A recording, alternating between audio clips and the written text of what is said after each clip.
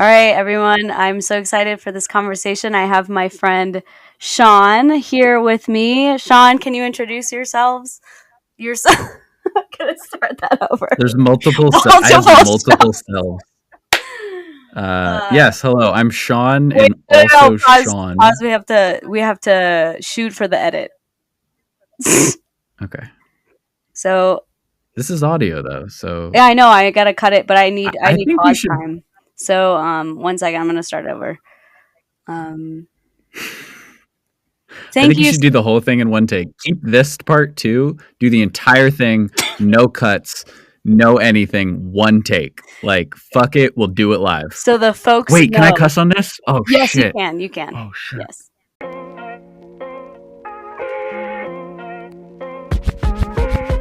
Hello and welcome to the Creatives Off the Clock podcast. I am your host, Stephanie Whitehouse of SPW Design Media. Whether you are a creative person on or off the clock, we are so much more than what we create.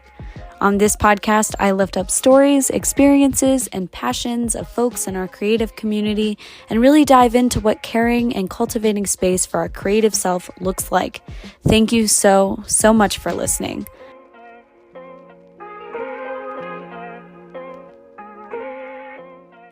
Thank you so much, Sean, for joining me today. I would love for you to tell the people who you are. Hello, I am Sean Khuon-Paige, and I do stuff with cameras. I do a lot of stuff. I don't know how deep you want me to go into this. But, yeah, tell me a little bit. So I guess we can start about how we met and how our paths crossed. You can speak more to this, but we met in my undergrad years. I guess your overgrad. Were they also undergrad? No, I was undergrad too. I was just old. Oh, okay. I was That's old, why so I think I it's looked throwing me like off. Yeah. Yeah. Okay, yeah. So we were working at our university's library in a media production studio. And that's when I found Sean and realized he was super into cameras and lighting. And every time I saw him in the office, he had a camera in his hand. So would you say that's pretty accurate?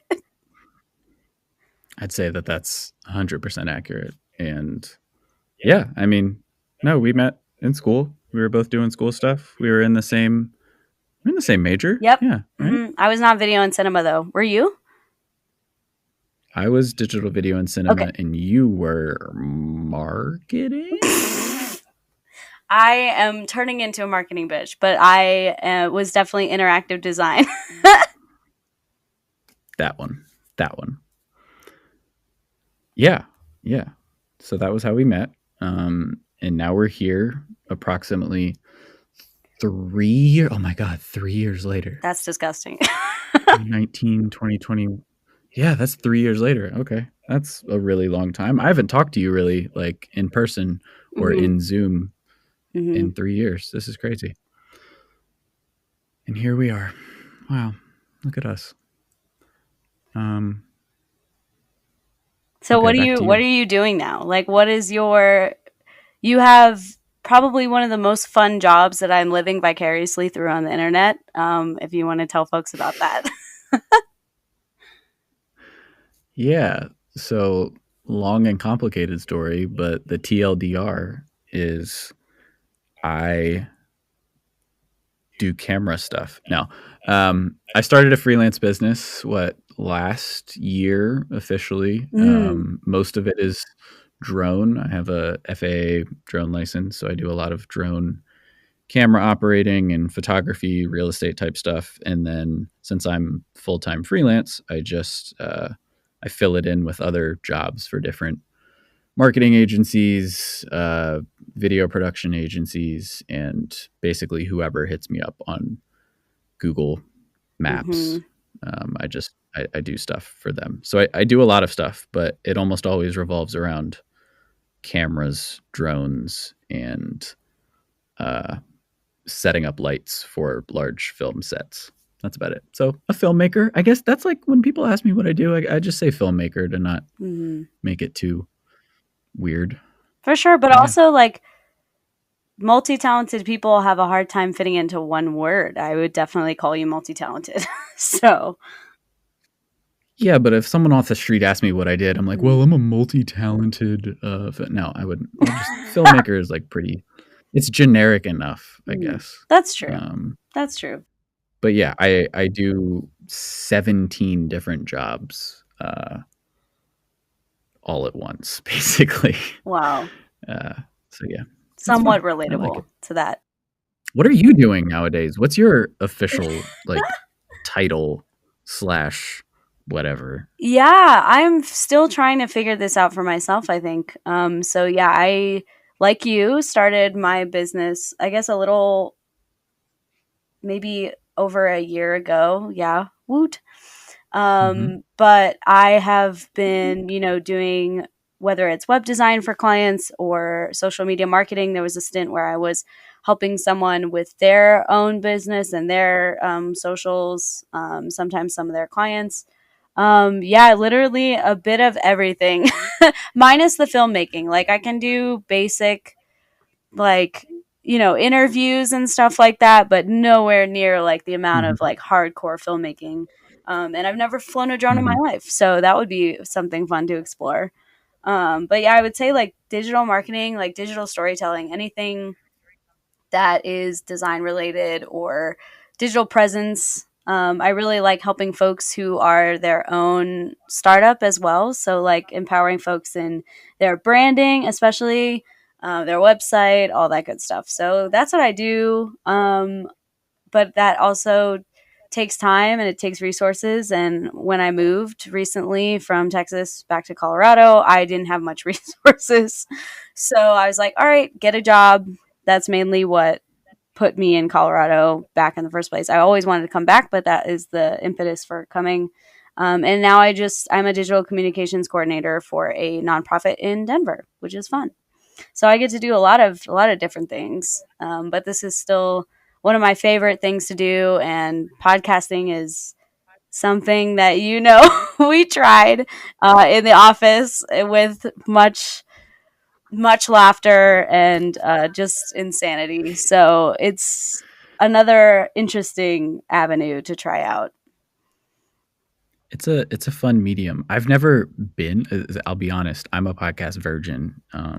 This is my first podcast, aside from like the silly ones that we made in school. Oh my Um, gosh! I'm so honored. so congrats, you're my first. Um, Speaking no, of firsts, I wait. You're hold on. You were in Colorado doing yeah. I didn't realize you moved to Texas. I'm sorry. I feel like an yeah, asshole. I thought hmm I I did not knew stay in what you were Texas. doing. I said to myself, I will not be in Texas for more than a year. And pretty much exactly on the dot, the year mark is when I moved. So, yeah, literally I I last don't blame fall, you. It's Texas. last fall to this fall. And that's it. And then we're back. Okay, Yeah. got it. Got it. But yeah, I Um, wanted to ask well, you, I guess, what do you remember as like your first creative memory, or like what lit you up creatively as a small bean? oh man. Um, oh, this is a great question because I mean, I guess I would say I stole my mom's like digital, like like point and shoot Kodak Mm. camera Mhm. in probably. I mean, it was middle school, but I was homeschooled, so I didn't have a middle school. It was just me, Mm. and I would go make silly videos like with my friends, whether that was like I don't know, like parkour videos, when that was a thing, or like I don't know, just dumb little like golden era YouTube 2009 Mm. ish videos. What a time. Yep. I don't. Yeah, what a time to be alive. Thankfully, none of them exist, and I never actually posted any. I don't think, except for maybe like one out of somewhere out there. But yeah, no, I would say probably I was like I don't know 94, so I was like 13, 14 ish years old, right when like digital video cameras became like accessible to the masses. Yeah. You could put like a 64 megabyte SD card I still in a have some. camera, and then record 140p quality.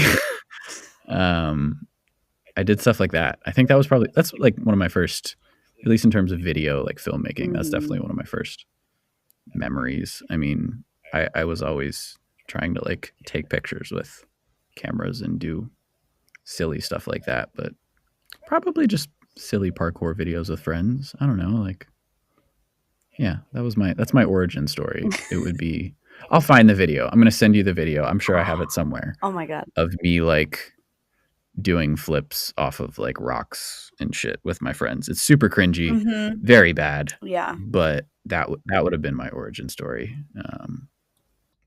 Have you answered this question before on the podcast? Can I throw this back to you? What was your first memory? Because I want to know this. This is a new question. You're also the first person I've asked this question to. But I think I'm going to keep it. I think I like it. But I was about to say, I think we have very similar origin stories. So two things I can think of automatically is we had a family computer in the living room. Everyone got a turn. You know, we had like, so I'm one of six kids. So it was like 30 minutes, everybody got their turn, whatever. But it was big and boxy and it had the glass screen. You couldn't hold a magnet up to it.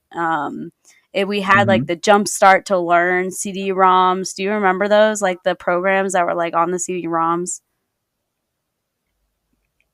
Yeah, yes, I had some equivalent of that, like Freddy the Fish type shit. Yeah, like, yeah. And the Space Cadet pinball. Did you ever play that? This was Microsoft 95, I think is what we're using. Yeah, Windows Minesweeper. Oh, of course. Yeah. But anyways, like people who are younger than, probably more than 3 years younger than me, probably have no idea what I'm talking about, which is fine. I've accepted that. But coming back to that, I was always in Microsoft Paint. So I was always creating like images and drawings and stuff digitally within MS Paint. Same. The cringe fonts, like with the rainbow, the rainbow gradient, etc., all that stuff. So that was, I guess, Microsoft Clip Art. Yes, like, the Clip Art, Clippy, the little thing that would talk to you and tell you, like, oh, do you need some help spelling?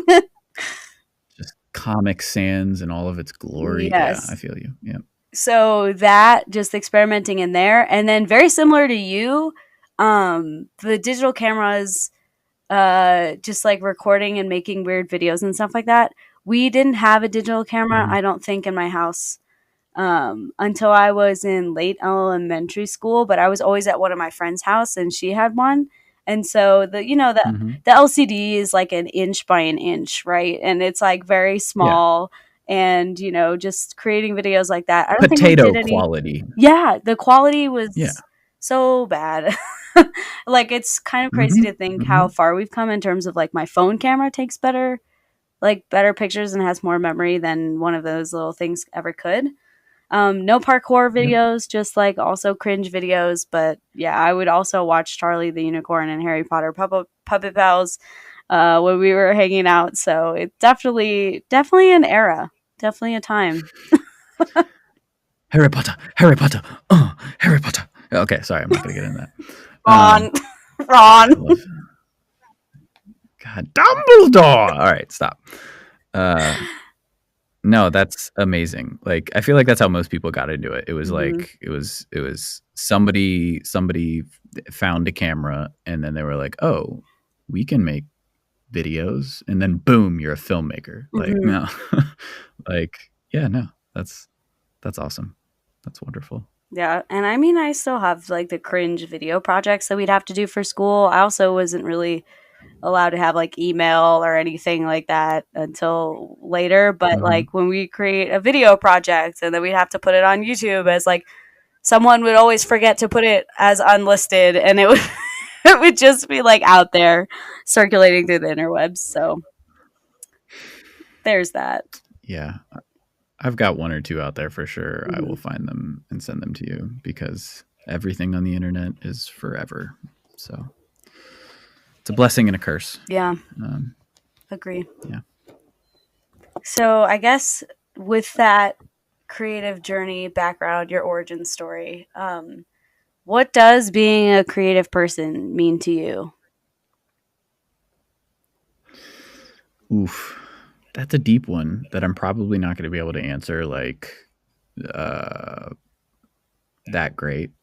That is But okay. no, I mean, being creative to me would be, I don't know, like making fun shit. Like it's such a weird like creativity can be like literally anything. I don't know. Mm-hmm. Like for me it's almost always like a visual medium, so like taking photos or videos or making something on a screen, whatever.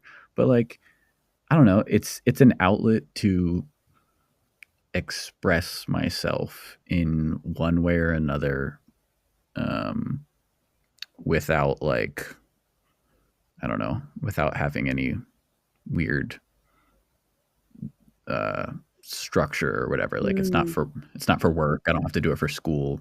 Creativity is just what's the question again? I already forgot. This is ADHD in a nutshell. Like what did you just ask me? That was 10 Woo! seconds ago and I already forgot. Yeah. I relate. What does creativity mean to you? Okay, yeah. Creativity means to me making stuff that makes you happy. Mm. That sounds weird, but you know, like this is such a loaded question. Like I don't know what is art. Like this is Yeah, like a this is we I feel like we could talk about this for like a really long time, that's but true. this is why I'm a filmmaker and not an English major Mm. or philosophy major. Well, you did mention I don't know. something about It's an outlet. that's true. Yeah, you said that, it's an outlet. And also, you did mention something about structure and not having to create either for work or school. But that's kind of funny because you create for work. Like, I guess my question is also, like, how do you keep, like, the fun and the spirit of it alive without hitting burnout and without getting, like, blocked? Not like being blocked is a bad thing or creativity blocks aren't a Mm-hmm. bad thing, but Okay. how do you function in that space? So this is a great question, and there's probably like multiple part answers to this. But the first part would be, um, do you remember John Hodges from school? I Great do. professor, wonderful guy. Yeah. Okay. John Hodges. I remember the first class I had with him. He was just like, "All right, y'all. So I just want y'all to know, like, I don't even remember what the class was. It was like video production 101, something. He was like, this is a fun class. Don't get anxious about anything. We're just learning video stuff. So he said, and I'll always remember this: if you're not having fun, you're doing it wrong, or something along those lines. Like, Mm, if you're not having fun, you're not doing it right. Um, and like that's always been my philosophy for like the last 6, 7, 8 years. Like, I don't want to do shit that doesn't bring me some type of like joy or fulfillment mm, or that gives me like something out of it. Like, yes, I could absolutely make a bunch of money making crappy little floating head interviews for like internal marketing agencies for mhm, like Facebook or whatever, but like I don't care about that. That gives me absolutely nothing. Like I don't that's not what I want to do. So I want to have like a little bit of fun doing things like um and I guess that's the second part of the question. Like how do I not burn out? Um I don't do things for money. Like as much as I love making money, that's absolutely not why I do any filmmaking mm, at all. Like I do it because I really like lighting a scene and composition and playing with cameras and seeing the way, different lenses can show different just it has absolutely nothing to do like with money, because as soon as you bring money into the equation, it becomes work and a job and you get burnt out very quick. Um, so I don't know. I want to like I want to be creative on my own terms and not have to worry about like, oh yeah, did I make my 17 different reels today for that one social media client? Like, yeah, there's that, but there's Mhm. also like I need to go walk around, on the street and like just take photos for me to have fun and practice, because if it's all work related, it will suck and you'll get burnt out in a heartbeat. Does that answer your question? I don't know. Yeah. Like, Yeah, I think it is a balance, that's for sure. Because I am that person that creates X, Y, and Z, asset for, um, mm-hmm, and deadlines and stuff like that. But I also think that right now, that structure and the stuff that I'm doing right now is enabling me to build my own systems too. So I can also, like you, be mm-hmm, creative on my own terms, because that's the whole mm-hmm, reason I started like my studio. Essentially, it was because I want to find clients that have work and projects that excite me. One of mm-hmm. my friends and former colleagues just started her business, and she needed a website built. It's so fun to be able to like she does something so off the wall, and to be able to create something that reflects that just for that she can use and like get clients for herself. Like that's the Mm-hmm. coolest thing, is being able to like talk to someone who has no idea where to start and like help them move through the process and see what the potential is and where you could go in so many different directions. Like just show them the possibilities or what could be. So I would agree with you Yeah, there. Sometimes it feels like I cannot avoid burnout, and then sometimes it feels like, okay, I know what I need to do to avoid burnout and I'm just not doing it. Or, I'll just do what you do, go outside, take pictures, etc., and just like kind of try to come back to myself that way. totally. I mean, that creative like collaboration when you have like another brain to like ping pong ideas back Mhm. off of, that's like that's the greatest, because like that's where the magic is. You Mhm. get to pick someone's brain, figure out what they're going for, and then figure out like a strategy or a method to make that happen, whether that's in graphic design, filmmaking, whatever creative medium. Like, that's super fun. I love that kind of stuff. For sure. Project or like problem solving in like a creative medium is always pretty fun, because you can get weird with it. You can do like you can really do whatever the hell you want. Like it doesn't matter. Yeah, no, I love that. That's wonderful. Do you have a favorite project like that where you've collaborated with other people and it doesn't have to be for work or for fun? Like it could be anything. Do you have like a favorite project that you can think of that was like, dang, that was so fun? I don't even know what we were working on, but it was just so fun. Like that kind of vibe. Oh man, yeah. A favorite, a favorite. I don't know if I have like an absolute favorite. Top I three. would say top. Yeah, I did. So I helped shoot a music video. I wasn't like touching cameras at all. I was literally just the guy like building lights and helping build the set for the music video. Mm. But I was working with an amazing DP. Her name's Sarah Weldon. She's like my favorite person ever. She just moved to LA like earlier this year and is now making like big Hollywood cool person shit. But no, she directed and like was the director of photography for this music video that was like, I don't even know how to explain it, but we made like a pool. We made like a 20 by 12-foot pool in the middle of Desert Island Studios, which is the studio I'm a member of. It was like 3 inches deep, filled it with water, filled it with a black tarp, and it became like this perfect like black mirror reflective Mm. surface, like that one part from like Stranger Things where they're like in the void and she's Mhm. like in the water or whatever. So we made like this music video in a realm like that, and like I helped like build the lights for it, and it was just a bunch of like problem solving and trying to figure out like what would look the coolest. And like it, I mean, yeah, no, it's stuff like that that like you've got a bunch of really cool people just trying to make something look really good, Mm-hmm. and you don't really have to worry about like budgets or egos or anything like that. You're just like trying to make something that would help portray whatever message, the song is about. And yeah, it was really cool. Um, I'll send you the link to that because that was a fun one. It was called Tetuari, I think. It's a jazz band that paired up with a Latina like songwriter singer. So the whole music video is in like Spanish, but there's Wow. like crazy slow motion and like I don't even know how to explain it. You just got to watch it. It's really cool. Oh my gosh, So yeah, yes. stuff like that. Like we just got a bunch of fun people like trying to figure out how to make something look cool. Like Mm-hmm. that's the best. Yeah, Yeah. that's probably my favorite so far. So For now, far, yeah, the best is yet to come, right? for sure.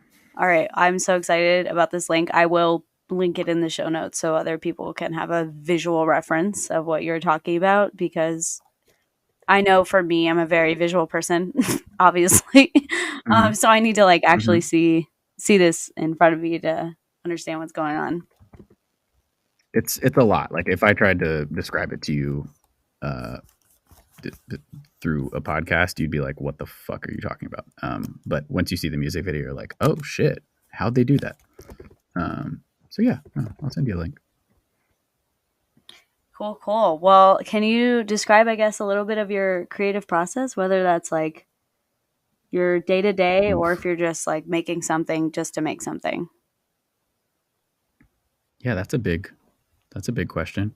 I mean, I guess it totally completely is dependent on who the client is. Mm, If I had to give you like an average, what I do most of the time, I do a lot of I do a lot of drone work. So like a lot of my clients are either filmmakers who need just like establishing shots for music videos or short films, feature films, commercials, real estate, whatever. I would say a lot of it is real estate. So I don't know. I mean, like for me, working with a client and just doing a lot of pre-production and making sure uh, you're getting, excuse me, you're getting exactly what they're looking for mm, is a big part of it.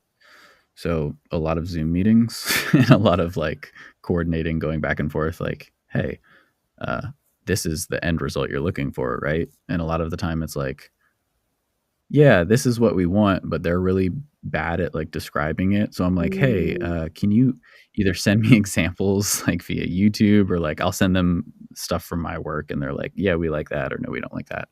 Um, but no, my creative process, I guess, is just a lot of communicating with my clients on what exactly they want. If it's just a project for me, though, Mm, like storytelling, I guess, is probably at the root of everything. So mhm. whatever story you're trying to tell, you can make shit look cool, but if it has no added value to the story, then I guess it doesn't really matter. I would Um, disagree. so I feel like you can I make mean, stuff just to you make can make stuff. stuff look cool just to look cool for sure, but I think there's still like no matter what, like even if you had like a like a silent movie that had absolutely no music, no dialogue, no anything, there's still a story. Like it's not just, a blue screen. Like it, The blue screen of death. what else, what yeah, the blue screen of death. What else, like what else is there behind that? Like there's always a story to tell. So like trying to figure out what that is and the best way to convey it creatively, that's the fun part. I think that's where you get to have fun and actually flex your creative muscles, I guess. That is, yeah, I would agree with that. So earlier we mentioned burnout, and I feel Hmm. like it happens occasionally. But what would you do, or what would you say that you do to like take breaks or return to yourself, or just kind of whenever you're feeling like super stressed or overwhelmed? Like how do you manage that? Wonderful question. And if I had the answer, then I wouldn't be an anxiety ridden mess most of the time. Um, I like, I mean, I always forget, like, when I'm in the thick of it, like, You know, think of it. why I'm stressed. I mean, I'm not in the thick of it right now, but like, um, if I start, well, I mean, here's the thing. I used to be like a salaried employee and I would do like content for social media or whatever. Mm-hmm. That was the last time I started feeling like that was the last time I was burnt out. It was Mm-hmm. probably like 2 years ago. Mm-hmm. Because it was just stuff that I didn't really like. I had no, I didn't really have any heart in it. You know, it was just work at the end of the day. So when that happened, like I would have to walk away, like physically walk away from whatever that work was, and either go do something absolutely not creative at all because it was just causing me so much stress and anxiety, or like do something absolutely not related to the work that I was doing. So I don't know. It's a tough balance. Like when you're a creative in a video or filmmaking field and you're doing stuff, you know, let's say it's for social media and you're like a coordinator that makes and produces a bunch of content for a brand, taking photos on your own time seems like work and a chore. So like I won't do that. Like I'll go, I don't know, write or something else that has nothing to do with photos. Like that's a lie. I don't write. I'm a horrible writer. I really need to work on that more. But I Not would want to do allowed. Not something allowed that to has. say that you're a horrible writer. Okay, I will be. No negative I'll be self-talk. nice. I'll be nice to myself. Exactly. Yeah. Stop that. Stop that, Sean. Stop it, damn it. You gotta walk away from it. Like you can't keep pushing yourself to the brink of Death, collapse, burnout, yeah, like insanity. burnout is one thing, but yeah, insanity is probably a good word for it. I I had gotten pretty fucking anxious and questioning my existence when I started getting like really bad burnout. Because it's like, really, is this it? Is this the rest of my life? I'm just gonna be making like reels for Instagram for some brand. Like, oh God. Not the Anyway, reals. not the reels, not the algorithm. No. Yeah. So I guess Yeah, would you say that like tough. having like heart and just like this importance that it's tied to the project is really important to you? Definitely. I mean, there's always the balance of like, at the end of the day, a lot of it is just a job. I just want to pay my rent and like I want to go home and like hang out with my wife and my dog. So yes, I do. I would love to always work on something that felt important. However, you know, a little bit of structure and routine and things that, you know, don't have my entire heart and soul in the project, that's totally fine too. Like it everything in moderation. You know, there's a balance of really creative fun projects and really boring soul sucking marketing internal videos. Like I'll do both. But for sure it definitely helps. It helps to have a little bit of, you know, a little bit of heart in the project, like a little bit of putting your mark on something, whatever that is. Agree. This podcast is called Creatives Off the Clock. So what's your favorite thing to do outside of work right now? Like that has nothing to do with graphic design or creativity. Like what do you do for like, what's your guilty pleasure not work related? What do you do for fun? Like off the clock? Yeah, absolutely. So part of the reason I started this podcast was to explore, you know, folks, you know, wide range of creativity that either sometimes as creative people, that is our work, but also we have stuff outside of that. That is also creative. So I really like making stuff with my hands. I did like crafts and crafting. This past Christmas, I made like 50 ornaments, I want to say. Like I was shoving like Nice. leaves and ribbon and like glitter into like a small opening of a clear ornament. Oh man. So that was fun. But generally, I love writing. It doesn't even like literally just brain dumps because sometimes I am burnout. burn out creatively by the work that I do. And then I haven't gotten too much of a chance to do it quite yet here, but I used to run a lot. And so just doing something that helps me get in my body and like out of my head. And now that I'm in Colorado, I can hike again, which is amazing. Texas was very flat, and we lived like off of a road that was like 55 miles an hour, so it wasn't really a Eesh. good safe space for running. But yeah, and hanging out with people and trying new things. I love trying new things with other people because it's like such a, I think, equalizer in a way. Like it's an unseen like bond. If you've ever done like the karaoke that you go into a room for and you like share the whole room and you rent the room, I guess, for however. Yep. Have you done that? Yep. I haven't done it, but there are so many people, like there's so many of my friends that have been trying to get me to do that Yeah. for a while now, and I'm like for sure terrified because I can't sing at all. But That's so the part of the I mean, fun though. Like I have no everybody, shame. Like, yeah, yes, I'll go belt out, rolling in the deep if I have to. it's a good one. That wouldn't actually be my go-to. I don't really care about Adele. Mm. What would be my go-to karaoke Yeah, song? but stuff like that, just fun stuff. Stuff like that for sure. Hiking is absolutely, that's like up there, top of the list. Mhm. Portland, like all of Oregon, is a hike. Like there's so many freaking cool places to hike out here. So we definitely hike a bunch. You got to get outside. Mhm. Like get away from the screens, the computers, the Slack, all that. Go Mhm. away. Like we went camping like probably a month or two ago and just like turned off our phones for a week, and it was the greatest thing ever. Like highly recommend. Everybody needs to take like just a digital hiatus every couple Mm. weeks or every couple months Mhm. because you just get so used to like the scrolling and the monotonous like junk media that we consume and get like so obsessed with. Like I'm Mm. thankful I'm only on Instagram now. Like I don't do Snapchat, Twitter, Facebook, really any of that. But like even just Instagram, like it's all so Mm. it's the exact same. It's everybody just trying to make whatever type of popular form of content. Just get away from all that for a bit. Mhm. Do it. Leave it all behind. Yeah, one of my coworkers recently was like, "Oh, I'm gonna take a break from my big screen so I can look at my small screens."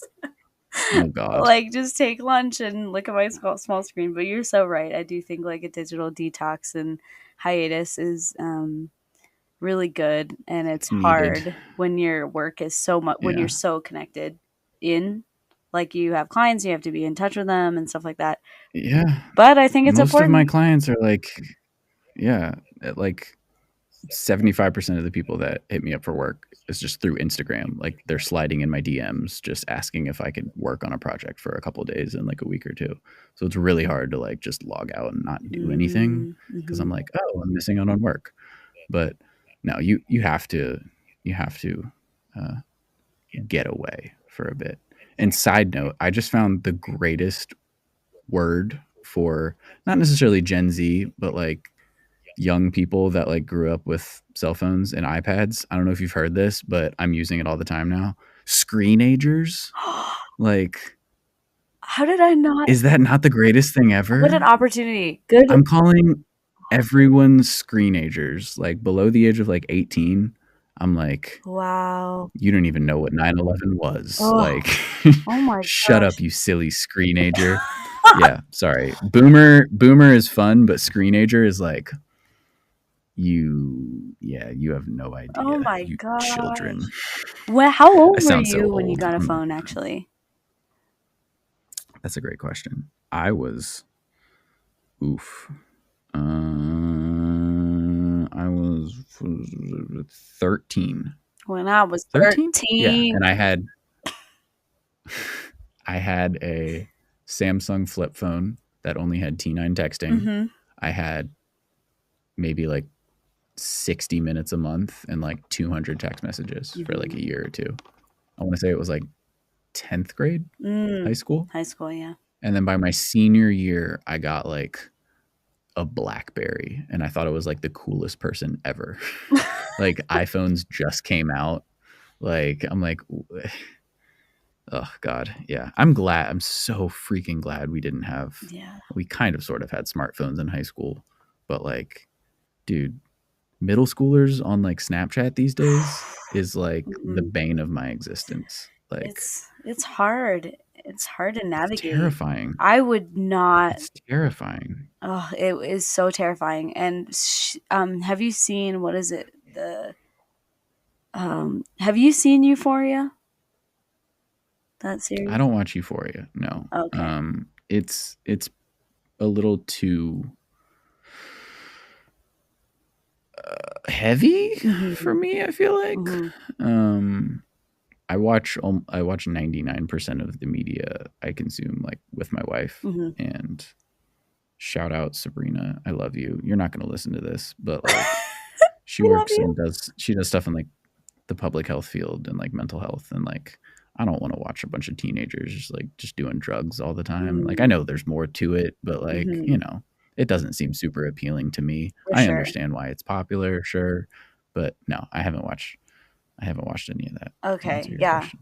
I won't say anything or any spoilers or anything. I was just someone recommended it to me and it was hard to watch. I had to turn it off and walk away a couple of times. But the main Yeah. reason I bring it up is because these kids on the show are in high school and they all have like it's Mhm. just so weird to see everybody having a smartphone and just like the gray territory that comes with all of that. Like when I was in middle school, I didn't have to worry Yeah. about people sending like nudes of me around. Like it was just like Right? it's crazy. Like to be like to be on like all the time, and to be like curating this feed of like, well, this is my life as a 12-year-old. Look how happy I am, or look how whatever the fuck. Like that just, I feel like that's gotta fuck with your head. Mhm. Like those aren't things that you need to worry about at that age. Like Mhm. I'm glad I didn't have to worry about those things, Mhm. but kids, man, they are. Ugh. Have you watched? I have to bring this up because it's one of my favorite things in the last couple of years. Have you watched Bo Burnham's Inside? Yes. And I watched the Oh my god, outtakes. the outtake. Yeah, he he sums it up really well in that. Mhm. Like the whole, you're the kids are gonna just develop, dissociative personality disorders by the time they're like 18, Mhm. because half of them like aren't living in reality. They're just living for like their Snapchat streaks. Like it's it's hard. It's Yeah. tough. And It's it's such a delicate balance cuz like there's so much good and like connection and accessibility to folks it's now that yeah. but It's a double-edged it sword. Like is. I love the internet, but Mhm. I also absolutely hate the fucking internet. Mhm. Like Yeah, and a and lot of it's people so, don't like, understand it. Like legislators don't understand it, so they can't. yeah. And like those are the best people to make laws, the ones that don't understand anything. Like I feel like most legislators should definitely be men, because they know everything about women's I bodies. was about to be like, I'm gonna That's stop you okay. right there. This is sarcasm, kids. Please don't cancel me. Yeah, No, honestly. I just found out that Oregon, like they almost lost, but Oregon voted in their Democratic governor again. They've been blue for like 40 years, and there was a slim chance that they were going to flip today, and they didn't. Thank God, Oh wow. because that's like one of the best things about living in Oregon. Like Yeah. you got a lot of rights, and you got, fucking there's a good bit of stuff that we don't have to worry about here, that Texas is a whole other fucking story. Like I don't know how you were dealing with yeah, Yeah. anyways, we won't get into politics are stupid. We're here for creativity and good vibes only. So I mean, yeah, it's, when politics influences your ability to create, like, if you're constantly living in like survival mode, concerned about a lot of Yeah. things. It all ties into it, I Yeah. think, and the doom scrolling and all the things that we can't, that blocks our ability to like be creative Didn't because like didn't go ahead, sorry. oh shoot, I don't know what I was gonna say. Oh yeah, it's I was just gonna say doom scrolling became like yeah. a fucking like official word Mhm. like in Webster's Yeah. like last year. And that's such like a the internet's only really been a thing for, 20 some years. Yeah. Smartphones have only been a thing for like 10 years. Mhm. So the fact that we just like created and are now in like the downward trend of like our shitty mental health Mhm. having to do with the internet and smartphones is like that's crazy to me. Like an entire generation, not even an entire generation, like between our generation and like my little brother, people who are Mhm. like 20, it's like a completely different world. Mhm. Like growing up with a smartphone is just oof. Yeah, Just oof. I don't That's know it. if I would do it. If I had offspring, I would delay that as No screens until you're like fucking 12. yeah, and I'm I feel like sorry. I wouldn't do it Like from like a lame point of view. So like I don't want them to feel like left out from their friends. I would just try to be like they're you are going to be so much better off in the long term. But it's really hard to make like mhm. kids understand that. Like I didn't understand it No, until it I is. was older. Totally. Totally. Our parents were onto something when they were like, "Oh, kids, they're always on their phones these days." Like I get it, Mhm. but like Yeah, there's a it's balance. rough. There's definitely a balance. There is. And There is. because so many But people live in digital spaces, like we occupy digital spaces now, if people rely on those digital spaces, then it should be like, how are they going to be like regulated and governed in a way that is like safe and equitable and, okay for people? I think we should just all move to Twitter because now it's just, a free world of absolutely no moderation. And Elon Musk said that. No, I'm kidding. Um, don't don't do Twitter. Twitter's going to die a horrible death soon, and I'm very happy about that. Yeah, I'm not on Twitter Um, much anymore. I feel like if I am, I'm just like scrolling through people's tweets and like getting a chuckle every now and then, reading some interesting threads. I like reading interesting threads and sure. then corroborating with research about those threads. But other than that, yeah, I think that I might be hitting the delete button pretty soon here. I'm not gonna delete my Twitter. I'm just gonna call myself like I'm gonna change my name to Elon Musk, and then Isn't there a fine get now for people perma banned. impersonating him? No, not a fine. You just get deleted. Like you get permanently Oh, so banned, which I feel like is the greatest, most ironic way to you go. Like want to just go call out kicking and yourself screaming as Elon the president of the company and then get banned. Isn't that ironic that Musk? like he's saying that it's this bastion of free speech, but at the same time, if you call yourself someone else and you're not paying $8 for a blue check mark, then you get kicked off. I don't know. That seems a little ironic to Yeah, me. I'm still not fully But caught up with all of that, but it's just getting too much. it is. It's a lot. It's a lot. Well, yeah, you were You got talking. to come up with some more questions. These are good questions. Yeah, I I want to talk literally about am more. formulating one right now in my head. You were talking a little bit about earlier, like consumption of media and how much we consume. I've been reading a lot, like paper books actually, about how Books? What are I those? know about how we should be creating more than we consume because like when like you said if you're like 12 years old and constantly curating your feed, curating your life and constantly living in like a feedback loop, not necessarily like Mm-hmm. in a feedback loop in the sense of like, oh, I'm Googling stuff that only aligns with my opinion. I'm talking about Sure. putting stuff out there and constantly getting comments on it, constantly getting feedback to yourself about what you're creating. Like there's no blank space. There's no like empty time to just create it and like sit Well, with it. yeah. how are you going to be creative if everybody's telling you how to be creative? So true. Or how are you going to, do anything on your own? Like, we live in a what, post modern society now, so like, sure, nothing's original, but like, dude, you gotta think for yourself a little bit. I totally agree. We should absolutely create more than we're consuming, because it's a there's a lot of shit out there, and if you're just like trying to take it all in, like, you're gonna go crazy. Mm-hmm. There's so much stuff out there.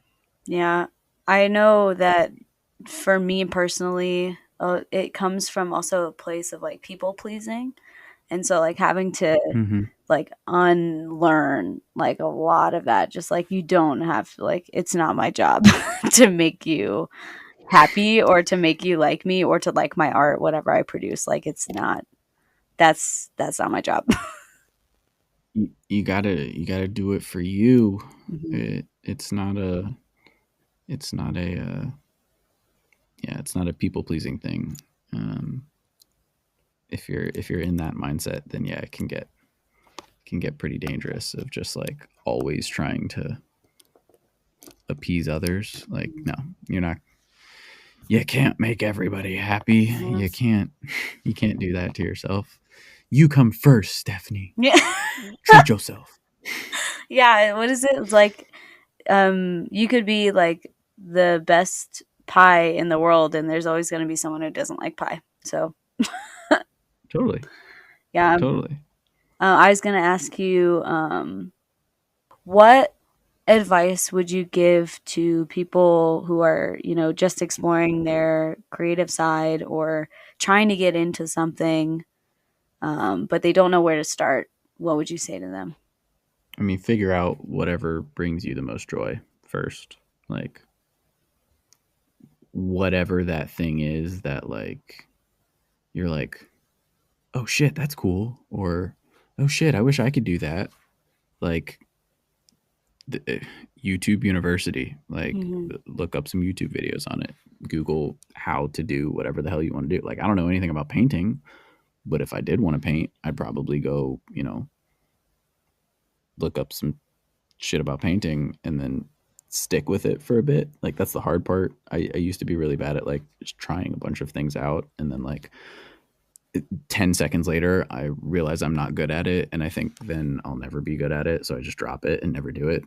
But Mm, no, if you really, I don't know, whatever the hell it is that you think would bring you a little bit of joy or fulfillment, do that. mm. Do that shit. Um, I have a super basic white girl Pinterest tattoo. This is what my little sister calls it. My white girl Pinterest tattoo that says, "What do I desire?" on my wrist. Aw. And it is a quote. I don't know if you know who Alan Watts is, but Mm, Alan Watts was a British philosopher, and he did a really awesome speech. Highly recommend everybody looks up the speech. But it's also that super trendy TikTok audio right now that's like, better to have a short life that is full of what you like doing than have a long life spent in a miserable way. That's from that oh speech. my gosh, okay. I have to link to that too in So the description as well. yeah, look up the "What do you desire" speech quote thing from Alan Watts, because that, I feel like when I first heard that for the first time, that shit changed my life. I was like, oh my god, this guy is so smart. He's got all the answers, and he's just a guy that put something in a way that resonated with me. Mm, But you gotta figure out, what you like, and the whole quote is like him saying, don't worry about the money, don't try and do things to, mm, make the most money, figure out what you like and then do that, mm. because that's what everybody should do. Um, Okay, two things. so yeah, check that shit out. Two things based on that. Uh-huh. Uh-huh. One, I Uh-huh. think I need to make a tattoo appointment like ASAP because that actually sounds like a Do you dope not have any tattoo. tattoos yet? No, you have tattoos. I do. I have one tiny one that has the first no one can see this. It's a small little Yeah. sans serif A on the inner of my left wrist, and then I have a basic white girl Pinterest tattoo as well. It is a bunch Uh-huh. of floral. I don't know exactly what they were. Oh, I found the design on Amazon, and I've always wanted a design like that, like somewhere on my body. And then I found it, and I was like, you "This." got an Amazon tattoo? Yeah, it was like it was an image from an Amazon fake tattoo. Like, the kits That's that you can amazing. get, like the temporary tattoos? Yeah. Yes. You got a tattoo. You got a permanent tattoo of a temporary tattoo? Yes. That it That's was like baller. screenshot That off of the is. preview of like what it was gonna look like. I think I made some minor adjustments. I actually did edit it a little bit, like in Illustrator, just a tad, but yes, pretty basic. But the second thing I was gonna say related to the what do you desire thing is one thing I have seen a couple of times is the idea that like if you are like scrolling online or something and you see something and you're like, oh my gosh, I wish I could do that, or I wish I was that, or and you feel yourself feeling envious, like to pay attention to that Mm-hmm. because that is information like that's telling you. It's like a clue in to what you desire. Totally. There's also the other side of like, uh, just because that's really cool and you can't do that Hmm. doesn't mean that's a bad thing or whatever. Like, I've got a lot of friends who are insanely talented, Hmm. FPV drone operators, and I'm like, oh my god, that's really cool. I wish I could do that. Um, and so like I bought an FPV drone like a couple months ago, and I'm like slowly trying to get into that, but like I absolutely cannot try and compare myself to that Mm. because they've put in years and years of practice and I Hmm. haven't. So comparison is the thief of I was joy. just about Do to not say, do yes. not do that. Hmm. Do not do that. It's bad. For sure. But yes, you were right that follow that little inkling, or whatever it is that you are envious about, or you think that is a really cool thing, and you're inspired by whoever it is that's doing that cool thing. Hmm. Yeah, follow that, try that, do that thing, and maybe you will like it, or maybe you'll think that'll open another door, and you'll do something else. But I would say, aside from my what do I desire Pinterest white girl quote, um, my other my other quote, and John Hodges, if you're not having fun, you're doing it wrong. My third quote to live by, you can write this down, is um, do not do what makes you uncomfortable. What is it? Um, Something along the lines of put yourself in uncomfortable positions, because like that's where you thrive and learn how to do different stuff. Hmm. Like, you have to take yourself out of your comfort zone Hmm. and do shit that like you're either afraid of, you don't think you can do, Hmm. you don't think you have the talent to do whatever. Like, most of freelancing, especially in like the filmmaking industry, is just straight up believing you can do it and faking it until you make it. Hmm. Like, that's all it is. No one's gonna know that you're a inexperienced photographer. If you can take a couple pictures and like they're happy with them, then boom, you're an amazing experienced photographer in their eyes. It doesn't really matter Hmm. if you went to school and got a history degree. You can still be a photographer and be creative. Like, Hmm. yeah, the whole imposter syndrome is real as fuck Hmm. in our industry, but like you can't let that get to you. Like, there's 8 billion fucking people in the world. Hmm. Like, not everyone is going to be, you know, Annie Leibovitz or fucking Ansel Adams. Hmm. Like, everybody starts somewhere. So put yourself in those weird, awkward positions and take jobs you don't think you're super qualified for, or try that cool new, I don't know, pottery lesson that you think Hmm. looks cool, but you're too afraid you're gonna look awkward and make only penis shaped faces. I don't know. Do whatever. Do whatever. Like, do that weird shit. That's where the fun lies, I feel like. And making penis shaped faces actually sounds really fun. So like, why wouldn't you? Yeah, there's an artist a Why few wouldn't you? artists actually I follow that are just really dedicated to like I think it's like phallus or like very what's the word? Netflix has a category for it. It's irreverent like art that is like Okay. Yeah. Yeah. Yeah. like Yeah. Yeah. this the cross stitching and like the vases or the Mm-hmm. earrings or something. Mm-hmm. Like recently I was at a art slash bar kind of thing and they had an outdoor area where a bunch of artists were just like popped up and selling their stuff outside, like very Denver Mm-hmm. very Denver vibes. Yep. But one of the Yep. sets of earrings was just like it was just phalluses in different colors and just like and Yep. then the next booth over was like custom BDSM like wear, so it was it's like you create what you want to create. Seriously. Going back to the Alan Watts quote, I had to Google this because I didn't want to fuck it up. But in the middle of that whole speech, he's like,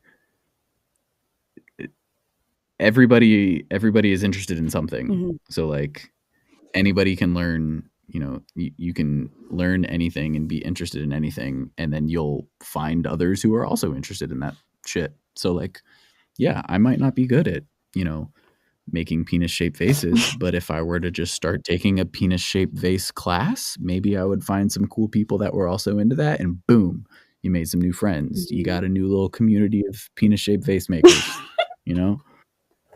like Resisting every put urge yourself not to put that on a t-shirt and mail it to your house.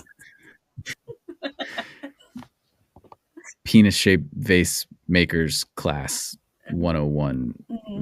Yeah, no, I don't know. No, like yeah, you gotta do stuff like that. Agree. And I just want to share with everybody where can folks find you online? I know you said that you primarily only have an Instagram now, but a website also? You can find me at penisshapedvasemaker.com .net, slash .gov. yeah dot org.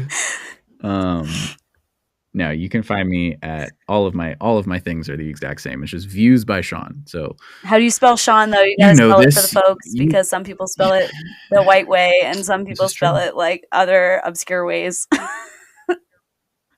This is true. So I'm that sweet Irish Catholic Sean. So SEAN. Okay. So Views, like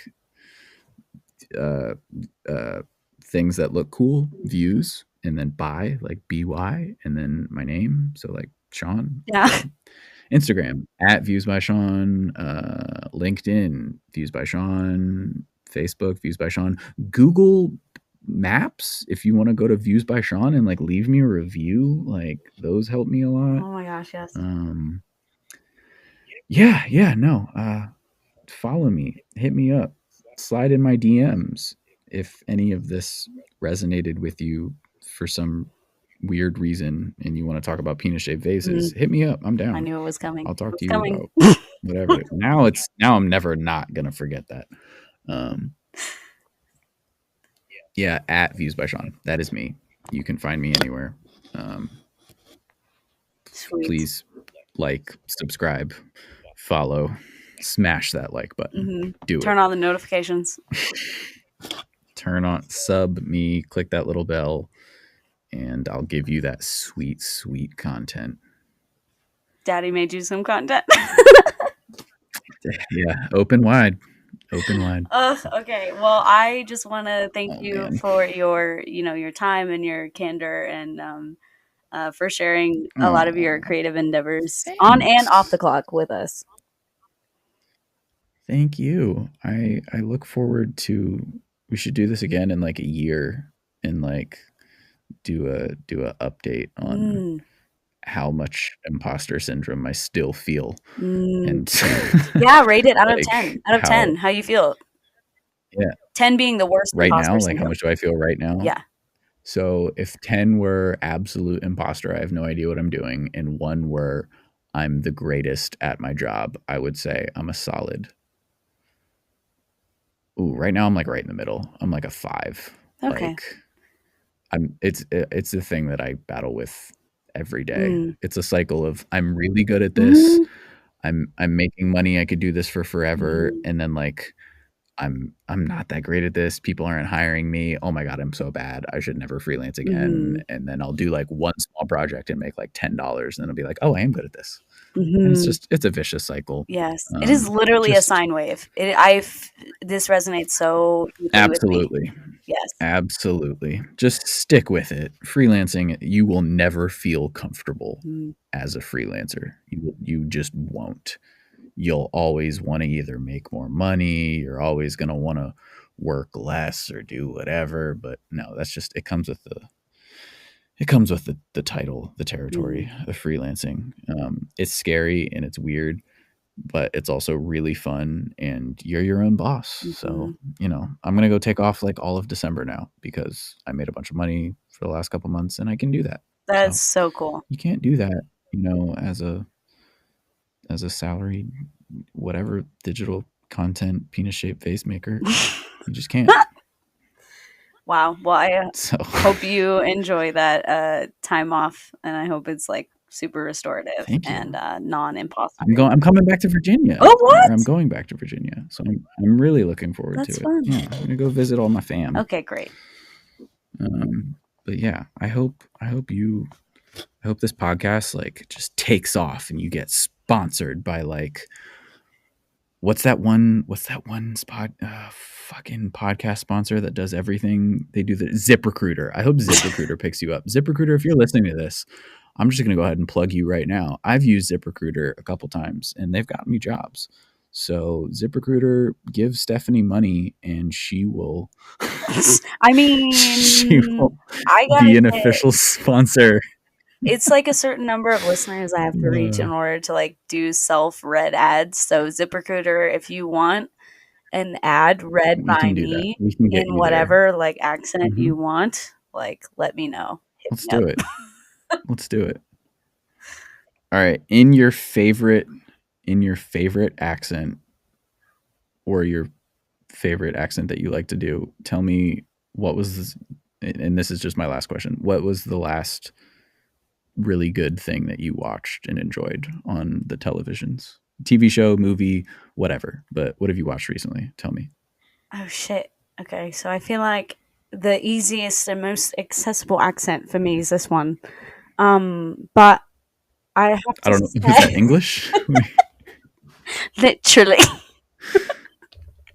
Literally English. I have to say I'm torn between. I actually just caught up on Game of Thrones because I wanted to watch House of Dragons. Turns out you actually don't have to know shit about Game of Thrones in order to watch House of Dragon. But there's an HBO special. It's Brene Brown's Atlas of the Heart, and she basically does a stand-up course kind of teaching. There's a lot of people in the audience, but it's very fun. She talks about the many, like 80 some emotions in the book that she just released. It's called Atlas of the Heart. Anyways, it's very good. Very good. Would recommend.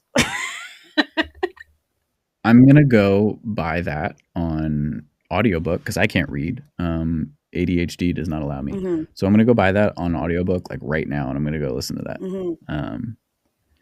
And speaking of audiobooks, in terms of favorite thing that I've consumed, I should have said consumed because it's not just watch.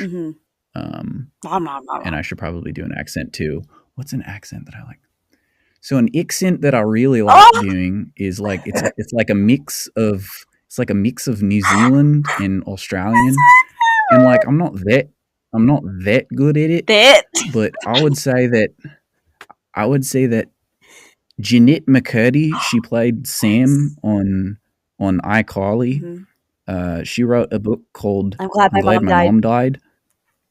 And it was fucking amazing. I listened to that entire book in like 10 hours on a drive on like when I was like driving. And let me tell you, I have not cried while listening to an audiobook in my life, and I cried. It was beautiful. It was devastating. And I hope that everyone reads this book or listens to an audio of Jeanette reading this book, because it was beautiful. Yeah. Slow clap, because oh my god, I make so many, like, the Australian / New Zealand one is one that I'm trying to learn and like get down pat, but like I know it's such a serious It's book. pretty hard, you know. But I have listened to so many interviews about it. The only thing I have left to do is actually read it or listen to it on audiobook. So this is a sign for me that I actually need to consume this content. Yeah, go do that. And I'm going to go buy Atlas of the Heart now. Yeah, it's really good. I have a hard copy. I wonder who does the voiceover for it. It's always fun to know, like, who gets, someone is paid to read this book. Like, I also have thought about voice acting for a long time. That's just something nowadays, the wonders of the internet. I'm looking at it right now on Audible. Brene Brown actually did the narration of her book. That's amazing. Well, she has a great voice. So, like, Jeanette McCurdy did the narration of her book, and it was like, it made it so much better. Oh, wow. Like, hearing someone read that book, like, there's a part in the book where, like, they didn't cut it out. She just started like crying and like breaking, like her voice was cracking, and like they didn't have her redo it or anything. Wow. She just started crying because it was like a super heavy, really hard, touchy subject. Holy crap. But no, I'm gonna go buy this now. That's super really good. It's like $5 genuine though, so yeah, it's really good. Well, shit, thank you so much for spending time with me. Anywho, yeah, I hope you carry on this. I hope you carry on this tradition of making people do really bad accents, because I want to hear. It's tempting. It is. I want to hear people. Something hear brewing. People recommend good stuff. There we go. Well, shit, this was a wonderful hour and 12 minutes, because it will probably be slightly less by the time I edit it down. But yes, thank you so much for sharing all of your experience and fun things and creative juices with me. Thank you. I will share my juices anytime. I'm cutting. That's wrong. We're gonna cut.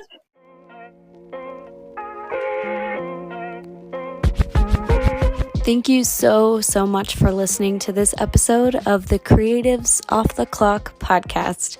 If you would like to continue the conversation, you can find me and more podcast content on Instagram at SPW Design Media.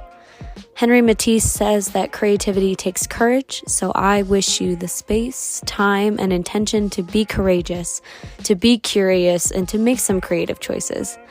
I'll see you next time.